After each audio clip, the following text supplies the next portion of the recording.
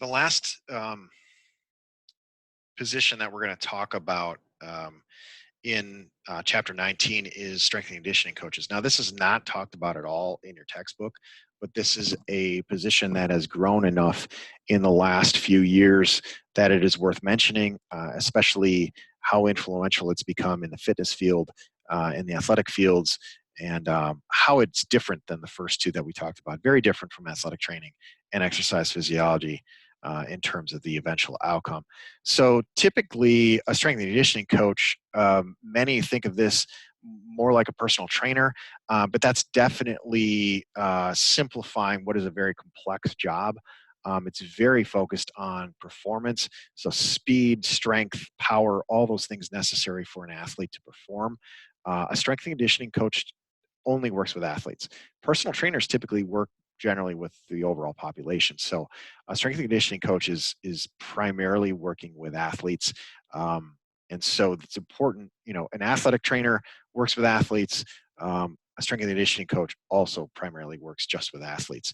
A lot of this is based on personal philosophy. So strength and conditioning coaches out there have a lot of different approaches to developing speed, strength, and power. Um, in many cases, a strength and conditioning coach, especially one that's involved with a high school or college, is going to work with one or more sports. But you will see strength and conditioning coaches that are just football or just basketball or just baseball or just soccer or whatever. Okay. Typically, they are going to work with about 10 to 20 athletes at a time. Obviously, the larger the group becomes, the more strength and conditioning coaches we have.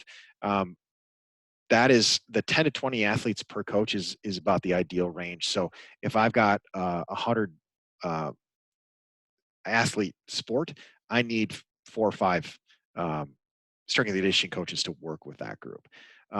There can be individual sessions that go on, so they can work with athletes on one. But it's also possible, especially if it's a similar position or similar outcomes, that you might have a strength and conditioning coach working with 5, 6 athletes at the same time, where the athletes are doing the same things. Okay. In terms of the work environment, they're going to be in a fitness setting, a college or university. They're not going to be in healthcare, so this is very different than the first two positions that we talked about. They could run their own private facility. They could end up working for, again, college or university or professional sports team. They could be involved in product development. Uh, most are going to be full time. There are part time opportunities within some of the private facilities, though. As far as employment opportunities, unfortunately, at this point, the BLS.gov site does not uh, parse out strength and conditioning as its own individual job. I do know from my work that there is strong competition for jobs. Is those that want these jobs are going to have to get a master's degree. Typically, the master's degree is going to be in exercise physiology. Um, or in some kind of human performance line of work, like the health and human performance degree that we have at Piedmont.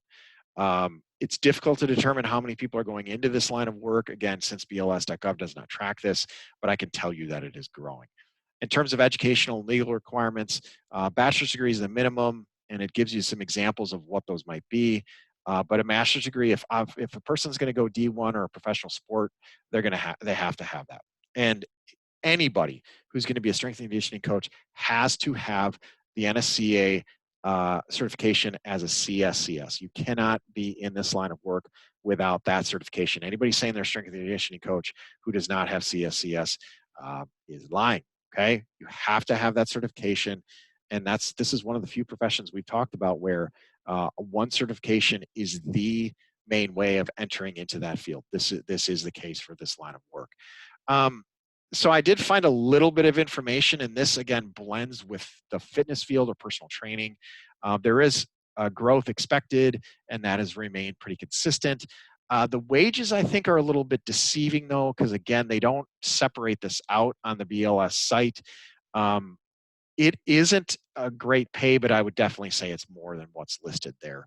What you're seeing there is probably more like entry level pay, but it's different than personal training. Personal training is definitely more of a um, pay per session type job, whereas most strength and conditioning coaches are going to be on salary. And so the wages here are definitely going to be more than what you see listed. I would guess any type of Division I strength and conditioning coach is probably making at least $50,000 a year, just to give you some sense of what this might look like. Okay, so that's strength and conditioning. It gives you a little bit more of a sense of how we can separate out some of the positions discussed in Chapter 19. If you have questions, refer to your book, refer to the PowerPoint, and then send me any questions.